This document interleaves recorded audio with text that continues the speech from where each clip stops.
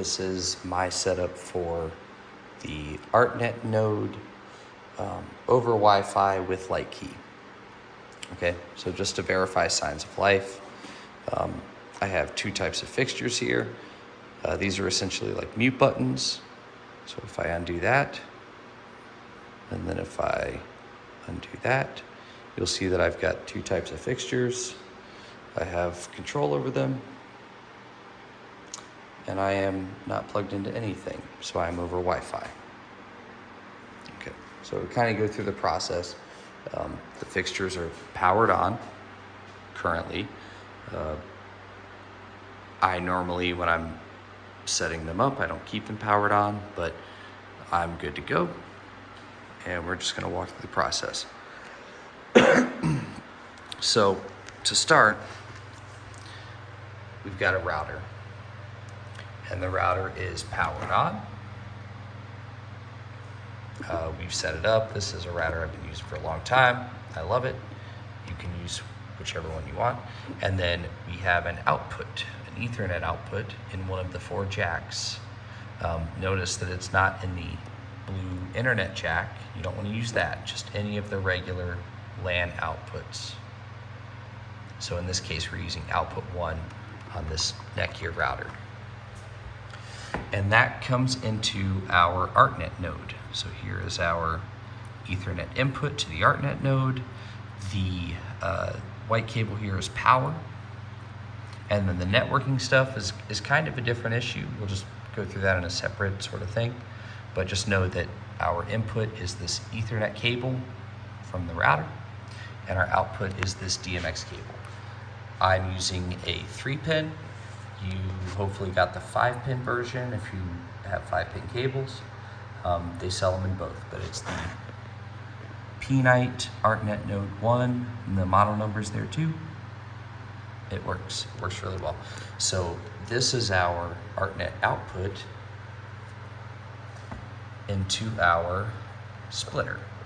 So you'll see that this is the DMX input to the splitter, which is powered by PowerCon. It's on.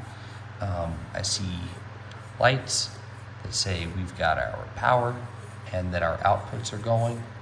So we should be good to go. And then this would be probably what we would call the home run from the splitter, at least. You have your home run from the Artnet if you're going to bypass the splitter or break it up some other way.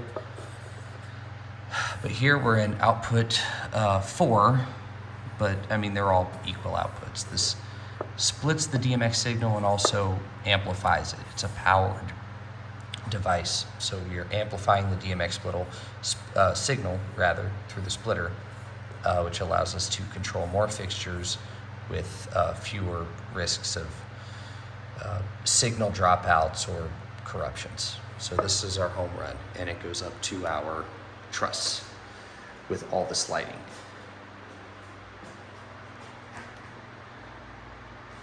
So back to the MacBook. Lightkey is open. We have verified that we have control. There's some red, here's some green coming up.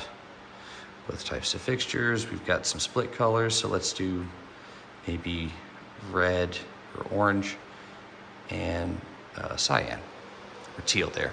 So Dolphins colors, if you're a Dolphins fan. And we want to make sure that we, let's just go back to red. In our fixture settings, when we look at it, we see Universe 1, Artnet.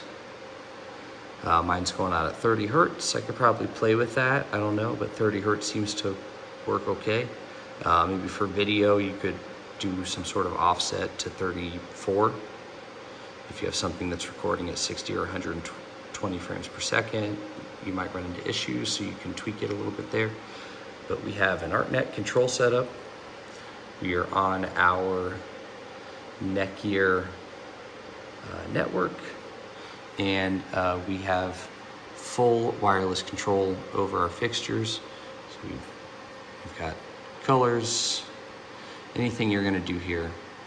And then generally I'm going to use some sort of MIDI control surface. There's a little blue and orange fade for you with the full setup.